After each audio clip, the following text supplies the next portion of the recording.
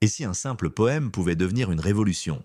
Et si les mots pouvaient réveiller un peuple entier après des siècles d'humiliation, de silence et d'oubli? Dans les années 1930, un jeune étudiant noir quitte Paris. Et lorsqu'il regarde son île natale, quelque chose explose en lui, une colère, une douleur, une lucidité, mais aussi une immense envie de renaissance. Cet homme s'appelle Aimé Césaire, et son œuvre, Cahier d'un retour au pays natal, allait bouleverser l'histoire intellectuelle noire mondiale. Aujourd'hui, Maison Bantu vous emmène dans un documentaire émotionnel, philosophique et profondément africain, sur l'un des textes les plus puissants jamais écrits. Le récit commence par un retour physique, mais surtout un retour intérieur. Après des années passées en France, Césaire revient en Martinique, et ce qu'il voit le frappe brutalement. Pauvreté, résignation, aliénation, comme si son peuple avait été vidé de lui-même. Mais derrière ce choc se cache une blessure beaucoup plus ancienne. Césaire comprend une chose fondamentale, la colonisation ne détruit pas seulement des terres, des économies, des structures politiques. Elle détruit aussi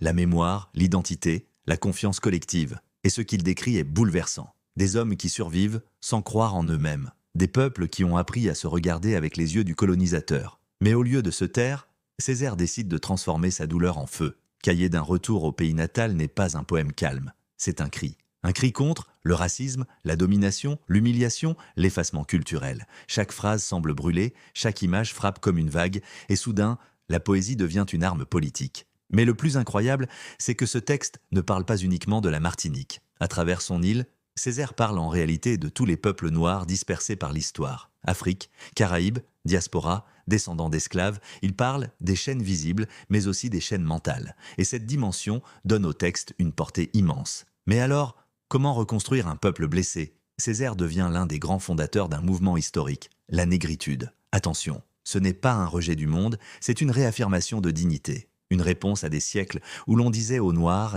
qu'ils étaient inférieurs, sans histoire, sans civilisation, sans grandeur. Césaire répond: nous existons, nous avons une mémoire, nous avons une âme. Mais cette quête identitaire va aussi provoquer une tempête intérieure. Le poème explore des émotions extrêmement humaines, la honte, la colère, le doute, le rejet de soi. Parce que le colonialisme produit souvent une fracture psychologique. Certains peuples finissent par mépriser leur culture, rejeter leur apparence, oublier leurs racines, et Césaire refuse cela. Mais pour renaître, il faut parfois traverser l'obscurité. Le texte plonge dans la misère, l'humiliation, les blessures historiques. Par moments, on a l'impression que tout espoir disparaît. Et pourtant, c'est précisément dans cette obscurité que naît la transformation.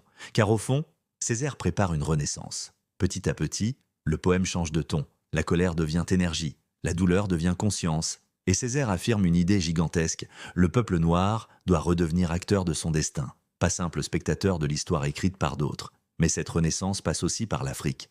Même loin du continent, Césaire ressent l'Afrique comme une mémoire profonde, pas une Afrique caricaturale. Une Afrique spirituelle, historique, résistante, humaine. Et ici, Maison Bantu veut souligner quelque chose d'essentiel. Pendant longtemps, beaucoup de systèmes ont tenté d'effacer les empires africains, les savoirs africains, les philosophies africaines. Césaire refuse cet effacement. Mais alors, pourquoi ce poème dérange-t-il autant? Parce qu'un peuple qui retrouve sa dignité devient plus difficile à dominer. Et Césaire ne demande pas seulement des droits, il réclame la reconnaissance, la mémoire, la souveraineté psychologique. Son texte devient donc profondément révolutionnaire. Mais derrière la puissance politique se cache aussi une immense poésie. Le style de Césaire est unique. Ses images sont presque cosmiques. Il mélange violence, beauté, nature, spiritualité, rage, espoir. Parfois, on a l'impression que les mots respirent. Mais le plus fort dans ce texte, c'est peut-être l'émotion brute. Au fond, Cahier d'un retour au pays natal est aussi le récit d'une douleur personnelle. La douleur d'un homme déraciné, d'un intellectuel noir dans un monde colonial, d'un fils cherchant à reconnecter son peuple à lui-même. Et cette sincérité rend le texte profondément universel. Mais ce poème ne regarde pas seulement le passé. Césaire parle aussi aux générations futures. Il nous demande: qui sommes-nous réellement? Quelle mémoire voulons-nous transmettre? Peut-on avancer sans connaître ses racines? Et ces questions restent incroyablement actuelles. Car aujourd'hui encore, beaucoup de peuples vivent une crise identitaire. Aujourd'hui, de nombreux Africains et descendants de la diaspora cherchent leur histoire, leur identité, leur place dans le monde moderne. Et le texte de Césaire résonne encore, dans les débats culturels, dans la mode, dans le cinéma, dans la musique, dans les mouvements de réappropriation historique. Mais attention, Césaire ne prêche pas la haine. Césaire ne veut pas remplacer une domination par une autre. Il veut une humanité plus juste, plus consciente, plus équilibrée. Et cette nuance est fondamentale. Mais alors, Quel est le véritable message du cahier? Le vrai message est peut-être celui-ci. Un peuple qui perd sa mémoire devient vulnérable, mais un peuple qui retrouve sa conscience redevient vivant. Et pour Césaire, la poésie peut participer à cette renaissance. Et c'est précisément pourquoi cette œuvre reste immortelle. Aujourd'hui encore, Aimé Césaire inspire écrivains, artistes, militants, intellectuels, jeunes Africains et afrodescendants, parce qu'il a osé faire quelque chose de rare, transformer la douleur collective en dignité poétique. Et peut-être que la plus grande révolution commence toujours par un réveil intérieur. Cahier d'un retour au pays natal n'est pas simplement un poème, c'est une explosion de conscience, une renaissance culturelle, un cri de dignité, une déclaration d'existence. Aimé Césaire nous rappelle une vérité essentielle.